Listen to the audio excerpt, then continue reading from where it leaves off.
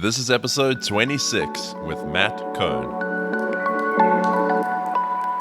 Welcome to the Quarter Life Comeback Podcast, the show that empowers you to become the hero of your life's journey. With your host, Brian Tier.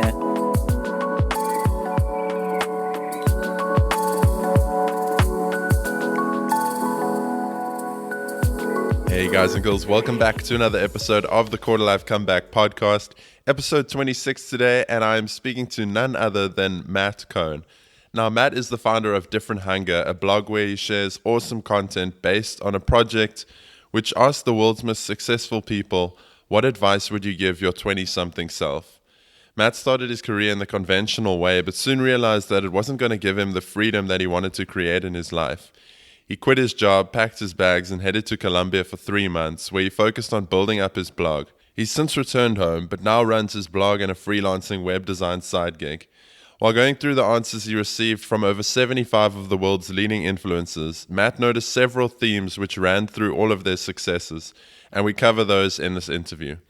In the interview, you're going to learn why picking a date for a goal is super powerful, the importance of surrounding yourself with the right people, why you just need to start taking action, the key principles that all successful people share, and why reaching your goals won't make you happy. As always, you can catch the links and resources we mentioned in the interview at briantier.com/026. But for now, sit back, relax, and let's go hang out with Matt Kohn.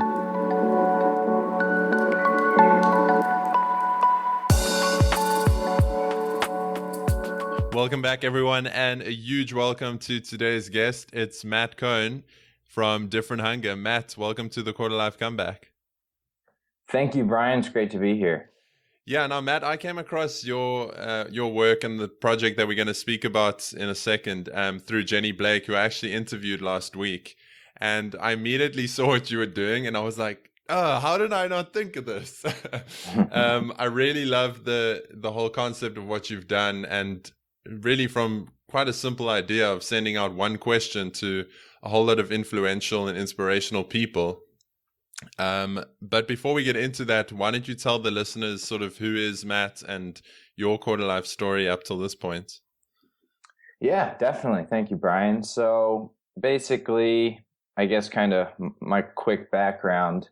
I graduated college in 2014 from Emory University, and that's in Atlanta, Georgia. And shortly after graduation, I took a job up in New York City. So I worked in that role for about a year and a half. It was a consulting role for a startup company. And, you know, it was a great first job. I had a lot of responsibility. I had a lot of perks as well. I was able to fly over to London a few times where our headquarters was. And, you know, it was a great first job for a graduate for sure. But back when I was in college, I actually studied abroad in Sydney, Australia. And when I was over there, I just kind of realized how much I really loved to travel. And I started kind of doing my research around how I could incorporate travel into my lifestyle. And that led me to the world of digital nomads or lifestyle entrepreneurs, whatever you want to call them. So basically, since college, I knew that that was what I wanted to do.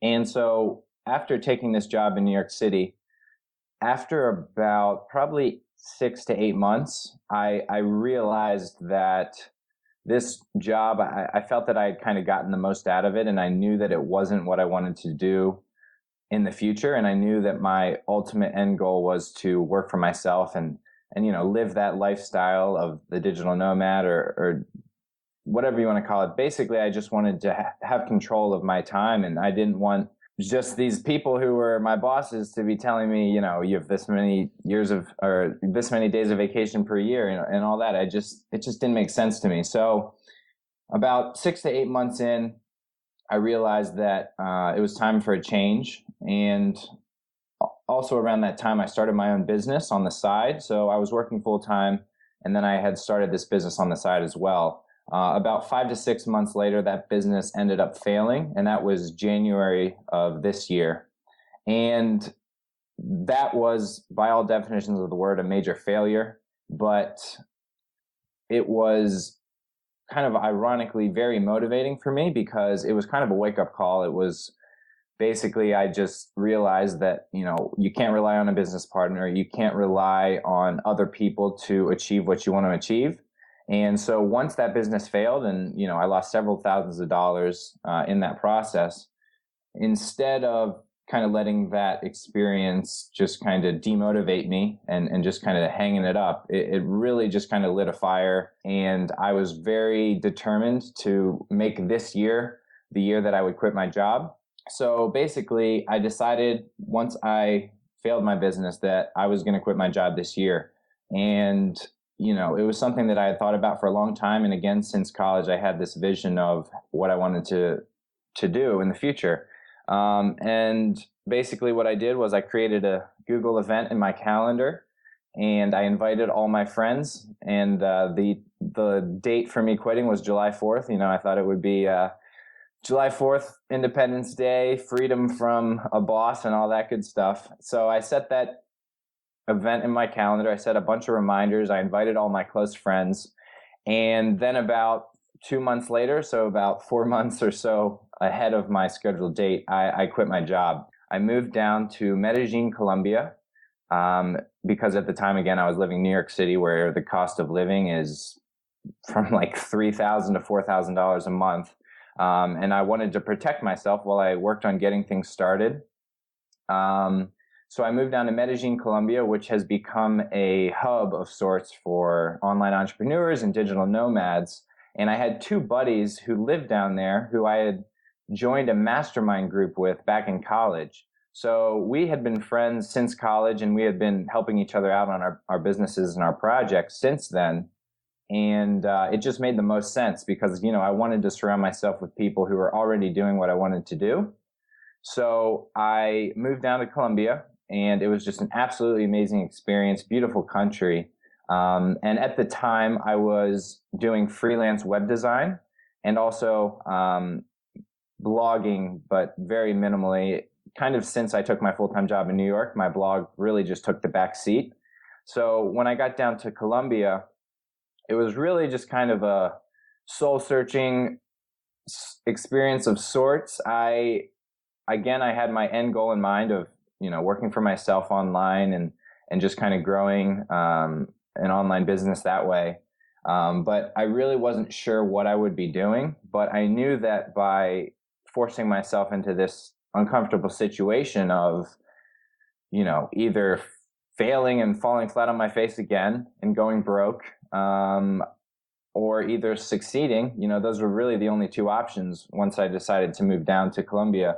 I did have one web design client worth $500. That was it.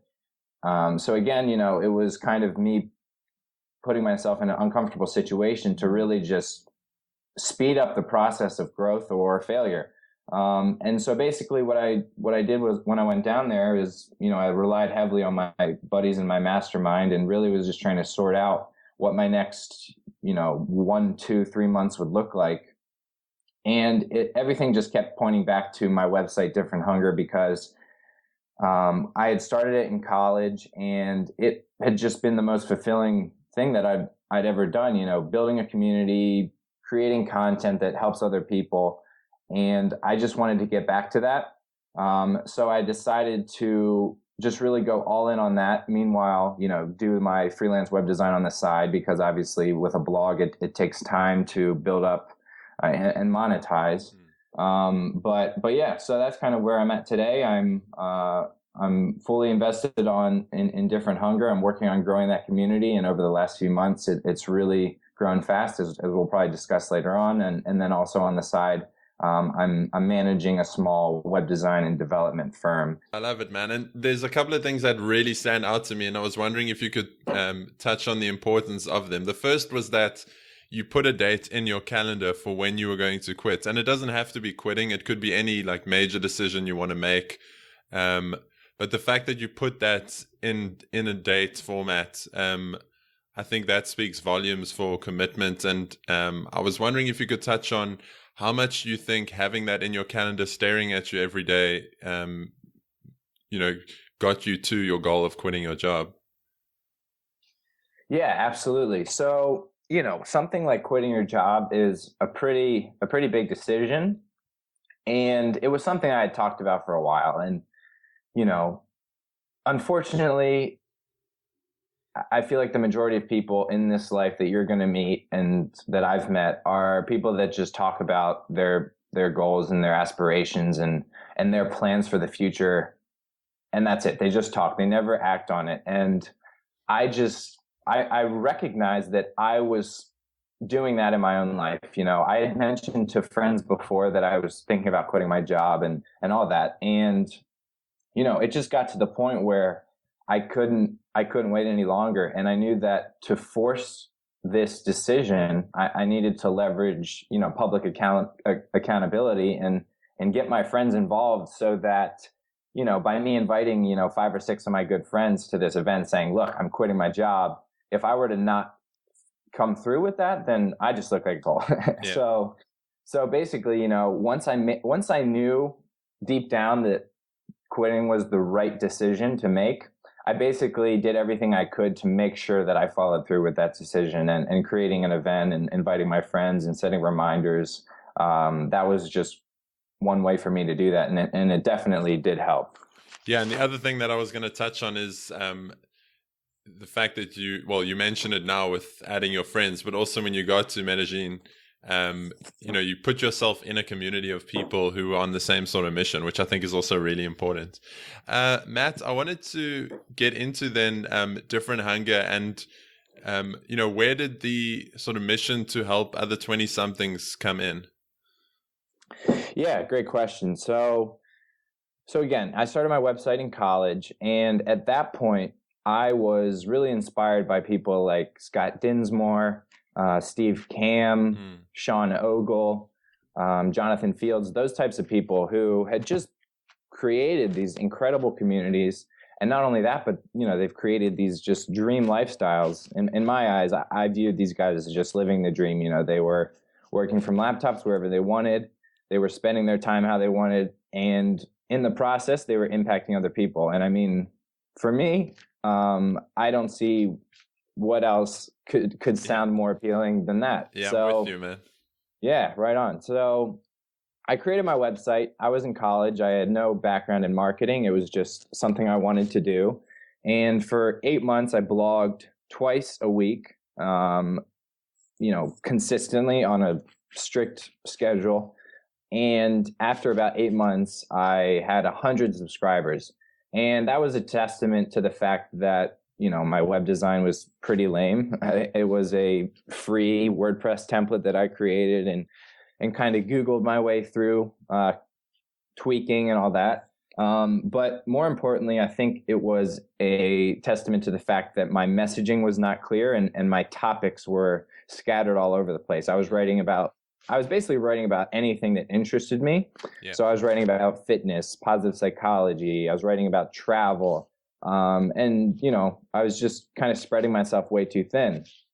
So again, that was about 8 months or so. And then shortly after, I ended up taking this job and the site kind of went to the side. But once I decided to quit and again, focus again on Different Hunger, I really, really tried to dig deep and try to figure out, you know, what is my strategy? Like, how can I have the most impact with my website? And for me, you know, kind of the best question that I found to answer that was, you know, who can I add the most value to? Who can relate to me the most? And who can, again, I add the most value to? And for me, that was someone who was a few steps behind of where I was at that stage, someone who had big ambitions, but they weren't sure how to turn those ambitions into action.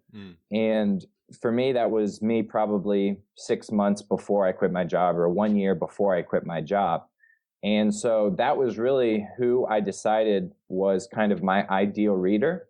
And kind of since then, all of my content has kind of been curated to reach that type of person. And, you know, again, the growth recently has just, I think, been a testament to the fact that it's very important to be clear with who you're trying to target. And also not only that, but you're kind of zoned in on who is the person that you can impact the most, because those are the types of people that are going to help you grow and help you get to where you want to get to from a blog perspective and a business perspective. So yeah. Yeah, I can't agree more. Like I had the exact same thing with my old blog. I was also writing about like health and fitness and mindset, and I know you're into Stoic philosophy too. And yeah, it's weird though. You kind of think like the more you speak about, like the more topics and the more people you appeal to, you think you'll have a bigger reach. But as soon as you really get focused on like one small group of people, your following grows that much quicker. And I had the same thing. I was like, well, how can I niche down? And for me also 20 somethings was the audience that I decided to focus on. And that leads me to the next point that I want to bring up, and how I discovered you was through this awesome project that you put together. And you emailed like a bunch of people whose success you'd like to emulate, or people you admired online, and you asked them one simple question. So why don't we get into that? What was the question you asked them? How did you think of this project? And how did you go about putting this together? Yeah, definitely. So the question I asked all these top performers was, what is the one piece of advice you would offer to your 20-something self? And this was basically, it was a cool idea for a blog post that I had. And that was way back, kind of in those 8 months that I mentioned to you, when I was really kind of focusing on the blogging. It was towards the end of those 8 months. And it was just kind of a cool idea for a blog post. I ended up reaching out to a few of my role models, like Adam Braun, who was the founder of Pencils of Promise, Scott Dinsmore, as I'd mentioned, Sean Ogle. Just basically, I'd reached out to a lot of bloggers, influencers who I looked up to. And again, this was in the process of when I was taking on my full-time job. So the project never really kind of materialized and turned into anything. But again, when I quit my job, and I kind of, again, determined my strategy for kind of my relaunch for my website, and again, who I was targeting, it just made a lot of sense for me to revisit that project, because I was in need of advice. Primarily, you know, I had just moved down to Columbia. I had one client worth $500. And aside from that, I had no idea what I would be doing. And so basically what I needed was advice from successful people. So I decided to pick up this project again. And, you know, I did some research around roundup posts and how to kind of make those happen. But yeah, I basically just picked up the project again. I started reaching out to more and more people. And before I knew it, you know, I had heard from 40, 50, 60 influencers.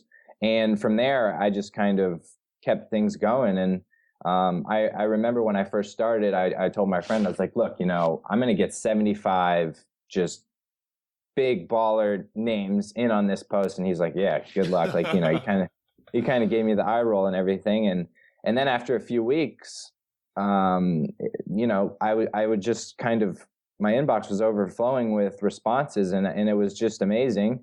And I ended up sending, I think it was well over 300 emails, and I ended up hearing from, I think, 80 or 85 plus contributors. And again, this all just started as a cool idea for a blog post. Like, that was the main focus. But given the situation that I was in, and given the fact that I kind of picked this up at a time where I really needed advice, I found that this advice and the insights that I was receiving was really just changing my own life. It was providing me with clarity. It was basically kind of, you know, I had a Google Doc where I was just compiling all the responses and all that. And as I was putting this all together, I was like, this stuff is gold. And it was really exciting, because I had initially just thought it was just going to be a cool little post, but it really kind of changed everything. It just helped me get clear on my direction and where I was at. And I knew that as soon as that happened, I knew that a lot of other people could benefit from it. So basically, from there, I just tried to hit everybody from every possible angle. I started doing YouTube videos. I started creating Instagram quote cards, and then sharing everything out on Twitter, and just really just kind of trying to blow it up as big as possible, because again, I knew that these insights that I received would really impact other people because they had done the same for me. Yeah, I love how you've repurposed that content into so many different mediums. But one thing I want to ask before we get into some of the answers and the insights that you got from this little project is, I mean, you interviewed massive guys, like we've said, and guys like Steve Weatherford and Lewis Howes, and what's going through your head as you're sending these emails? I mean, was there some doubt there? Like, who am I to email these people? Or like, why would they want to pay attention to someone like me? What was going through your head as you're clicking send on all these emails?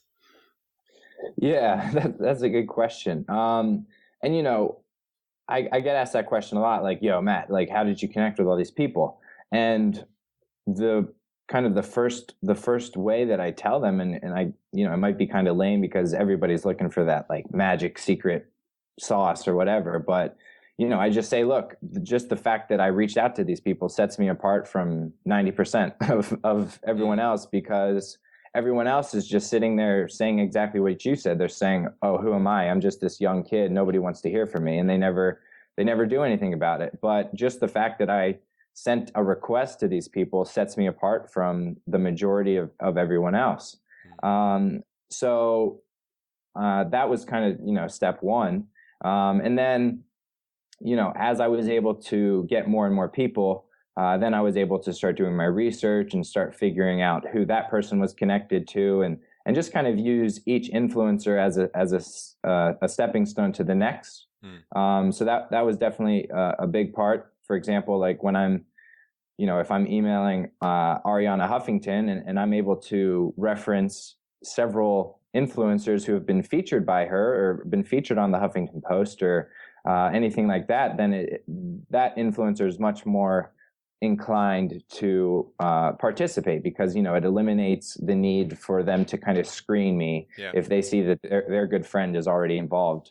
So that was definitely a big part of it. But again, just the fact that I reached out to these people sets me apart. And then on top of that, everybody likes to be giving advice, and not only that, but if you can tie that into something that's bigger than that and something that people can resonate with, that's really where the magic happens, I think. So that's kind of my short blurb about that. Yeah. Cool. So I really want to get into the project now. And I'm really encourage everyone to head on over to Different Hunger and go and download the whole guide. And I know you created some other resources from that content. So I'll put a link to it in the show notes. But what were some of the common things that these influencers said that they would tell their 20-something selves? Yeah, that's a great question. And, that for me was the most impactful thing that came from this, because when you have someone who is a former Navy SEAL, and then someone who is an expert marketer, and then someone who is a best-selling author, all saying the same thing, it just shows you how meaningful and useful that advice is.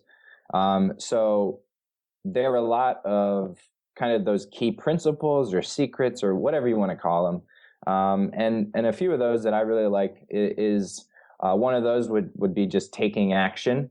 So similar to what I just mentioned around the fact that I reached out to these people sets me apart. Yeah. Just the fact that I took action and sent an email and took on this project and started writing about it and all that, that's the most important part, because everybody can give you 100 excuses as to why they're not ready. But what I found in reading these and studying these pieces of advice was that the top performers and highly successful people, they take action before they're ready. They understand that no matter what they go through, it's a learning experience. And if you have that perception, then you're going to be able to learn and pivot and tweak and adjust along the way. And that is so much more important than just sitting back and trying to tweak and be perfect. So take action was definitely a great piece of advice. And I guess what I can do is I can just read like a quote or two. Is that cool? Yeah, cool. Go for it. Right. All right. Okay. So Adam Bornstein, he is a New York Times bestselling author. Mm-hmm. He's the founder and CEO of Born Fitness and Pen Name, which is a a premium consulting agency. And his advice was, don't fear failure, embrace it and use it as a guide. You'll waste so much time trying to determine the perfect situation instead of learning by doing. Failures feel like a step back, but if you learn from them, they actually can accelerate the process, narrow your focus, and help you determine what you will do best to have the most impact and success. So that's kind of it in a nutshell, taking action and not only that, but embracing failure was clearly something that these top performers all had in common. And that was kind of the mindset that I adopted in taking on this project, because, I definitely got some rejections, like people like Seth Godin and Brendan Burchard. They were just like, look, or not even them. Well, actually, Seth Godin did personally reply. He just said, sorry, I can't. And then Brendan Burchard's assistant just said, look, Brendan's head down and focused on some other projects. He just can't do it right now. But again, just learning from that. I mean, even in those rejections, you can learn from them, because look, so here's Brendan Burchard, one of the top marketers in the world, been featured by Oprah, been featured by Larry King. And he's completely focused on his projects. So that just shows you how important it is to be focused. And I mean, look, like, I got a rejection, but you can still read into it and see kind of where there's opportunities to learn. So, but even taking action. Go ahead. Yeah, like even broader than that is, you talk about embracing failure and using it for your next step. If your side business or if your own business originally hadn't failed, everything that is Different Hunger might not be here today. So it's funny how things work out. And that was even before you got all this advice from these influencers. So that's pretty cool too. Oh yeah, absolutely. And I mean, like, looking back, it's a lot easier to see that, but the key is, I believe, to go into the situation and allow for that to be an opportunity to be like, look, if I fail, that's fine, because I'm going to learn this, and this, and this, Yeah. Cool. Let's touch on some of the other common answers, maybe two more. Cool. Yeah. So another one that I really kind of have really loved, and the main reason for that was because it's really just helped me in my own journey. And that was just really just kind of loving the journey of whatever it is that you're working towards. And another way you can say that is to focus on the process and that sort of thing. So loving the journey and enjoying the process was something that a lot of these influencers mentioned. And for me, in my own journey, it's been hectic, it's been stressful, but it's been very rewarding. And this kind of mindset of focusing on the process as opposed to the outcome is something that I have really found tons of benefit from. And it's something that is embraced by all of these highly successful individuals. And I actually just recently did a video about this in an interview between Bob Costas and Michael Phelps, who's obviously the most decorated Olympian probably of all time, in which Bob Costas asked him, this was before the Olympics, and he said, look, if you were to go into Rio and in your last event, you ended up coming away with a silver instead of a gold, would that haunt you? And I loved Phelps's response, because he took Costas's question, which was completely focused on the outcome. It says, look, if you don't get a gold medal, are you going to be pissed off, or is it going to haunt you? And Phelps goes, no, because I put in as much work as possible, and my coach and I, we did absolutely everything we could do to prepare ourselves to win. So I'm willing to accept whatever outcome I get. And I really love that response, because it shifts the focus from the outcome to the process, which again is a mindset that these top performers share, because they understand that all that they can control is what they do every single day to set themselves up for success. And I feel that a lot of people, especially when they're just getting started, they're so obsessed with and focused on the outcome. They're so obsessed with hitting that revenue goal, or they're so obsessed with just reaching that desired outcome. Yeah, and perfection.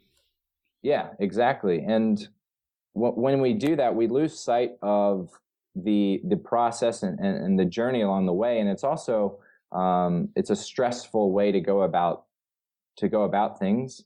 And Sean Aker actually was he's a happiness researcher, New York Times bestselling author. He was someone else who I featured, and he's kind of made a living and invested his career into the idea of how we must first seek happiness as a way to get to success, as opposed to believing that we need to first be successful in order to be happy. And I feel like those two things tie in together really well, because the ideal scenario and the ideal mindset, as told by these top performers, is that we need to understand that we cannot control the outcome. We cannot rely on the outcome to provide us with happiness and satisfaction, because when we do that, our success is continually moving, and our brain never reaps the benefits of being happy and engaged and that sort of thing. But when we instead focus on the process and focusing on enjoying the journey, and our mindset is focused on the present as opposed to, a month or 6 months down the road, that's really where we're able to make those improvements in our performance and success and that sort of thing.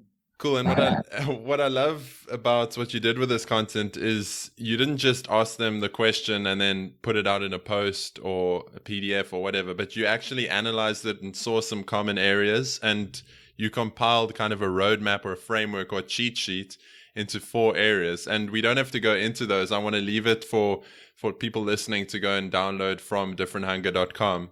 But I love that you took it one step further and sort of broke it down into the nuts and bolts of where these experts kind of attribute their success. So I encourage everyone to go and check that out, and I'll put a link in the show notes. Matt, I just want to get to some final questions here. I do want to be mindful of time. You are obviously still a young dude yourself, and we both still in our 20s. But what would you tell your younger 20-something self? You got to know that was coming. Yeah, definitely. That's a good question. I mean, wow, yeah, that's good. It's definitely hard for me to answer that, again, because I'm not quite at the point where these influencers are, but I think I would just kind of answer that from what has helped me the most so far. And I think it would just be start sooner, focus on creating a mindset that just leaves you feeling completely prepared for anything that happens.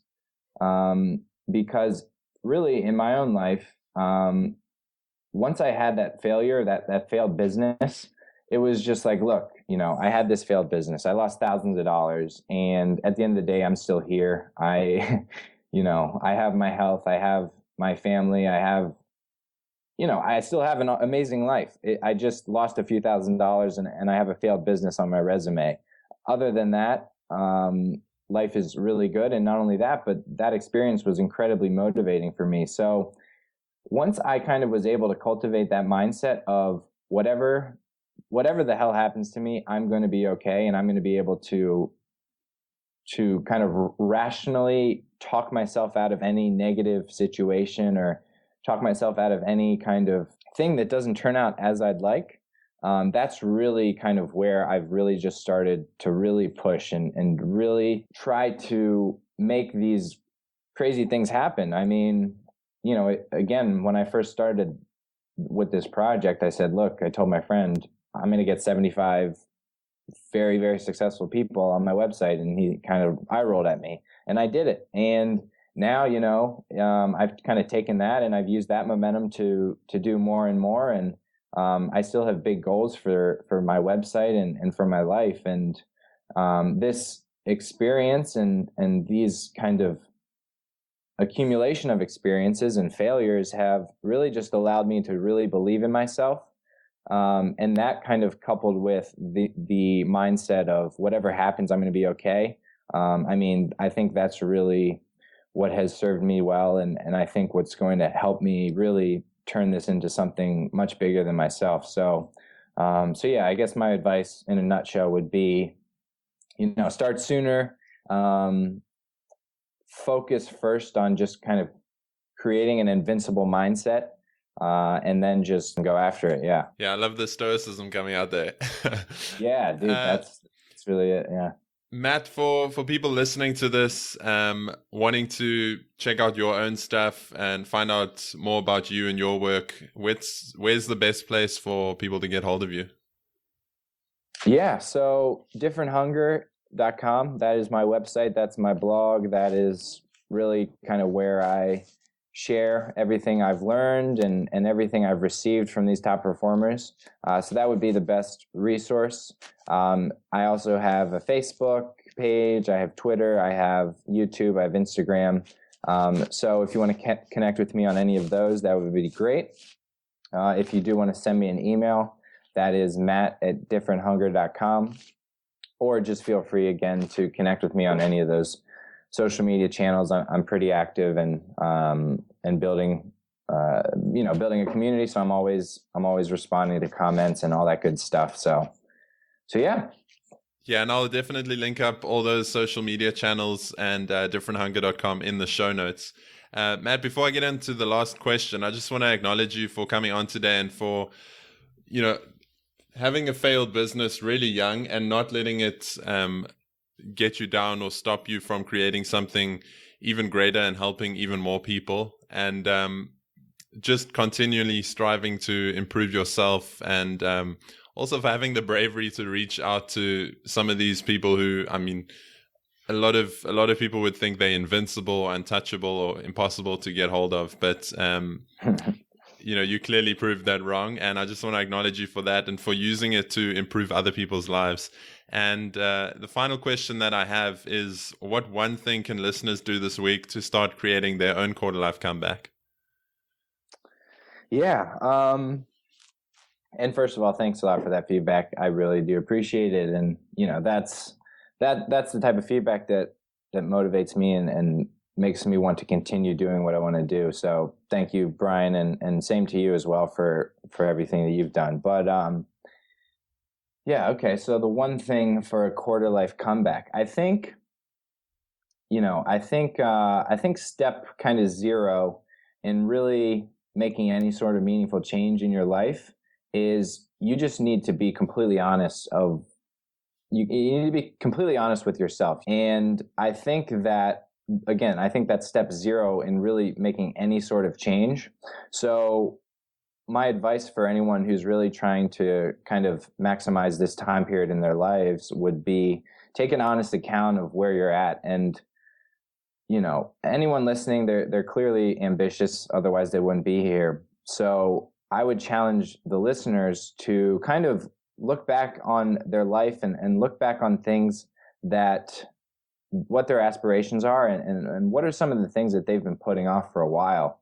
And that will kind of clue you in on where some of your obstacles are, where some of your weaknesses are. And once you're able to have that self-awareness of what needs to change and kind of where you're at currently, and again, you just need to be completely honest with yourself, because that's really how you're going to learn and grow and develop. Then that's really kind of where I believe you can start making some serious change and taking advantage of this time period of their lives. I love it. Matt Kohn, thank you so much for coming on the Quarter Life Comeback. Thanks a lot, Brian. I appreciate you having me on. All right, guys and girls, that wraps up this week's episode of the Quarter Life Comeback. And thanks so much again to Matt for coming on the show and sharing the insights he gained from his project. If you like the show, make sure you share it around with your friends, and I'd love you to tweet me at Brian Tier and let me know what some of your biggest takeaways were. For me, it's got to be the fact that, even if you don't know how things are going to work out, just get started. Just take that first small step towards what you're working for. And if you did enjoy this show and you want to learn more about the project, I highly recommend you go sign up and download the free resources that Matt has created from all this insights and expertise and wisdom shared by all these successful people. And that's at differenthunger.com. And as usual, you can get the links and resources we mentioned in the show notes for this episode, which you will find at briantier.com/026. Thanks once again for joining me, and until next week, keep creating your quarter life comeback. Thanks for listening to the Quarter Life Comeback. Get started today by visiting briantier.com.